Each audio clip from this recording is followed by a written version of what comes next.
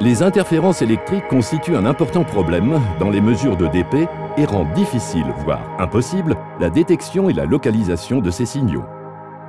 L'élimination de ces interférences est donc essentielle à la réussite de la détection de dP.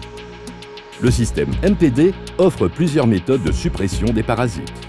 Le système MPD possède des options de filtrage permettant de régler la fréquence centrale et la largeur de la bande de fréquence de façon à éliminer les signaux parasites à fréquence fixe tels que ceux des stations de radio. Il existe aussi des parasites très semblables au dP. En raison de l'utilisation accrue de systèmes d'électronique de puissance tels que les convertisseurs de fréquence, ces phénomènes sont largement présents dans le domaine industriel. Dans les postes électriques, l'effet de couronne constitue un autre exemple de parasite permanent ressemblant au dP. Un filtre classique ne permet pas d'éliminer de tels parasites, car les signaux de dP eux-mêmes seraient également supprimés.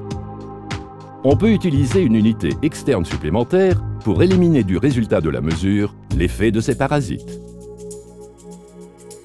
Toutes les impulsions identifiées simultanément par cette unité et par la station de mesure de dP proviennent de parasites, car la station externe ne peut pas voir les impulsions de dP provenant de l'équipement testé.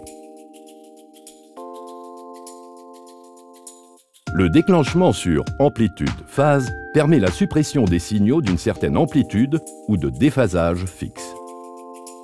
Les impulsions dont le déphasage n'est pas fixe peuvent être supprimées par le déclenchement à déphasage dynamique, dans lequel la fenêtre amplitude-phase effectue un suivi dynamique des impulsions parasites. Les fabricants de câbles et d'accessoires, d'organes de coupure, de composants d'électronique de puissance et de condensateurs trouveront la technologie de déclenchement du MPD extrêmement efficace pour la suppression des parasites en milieu industriel, souvent pollués par des parasites électriques.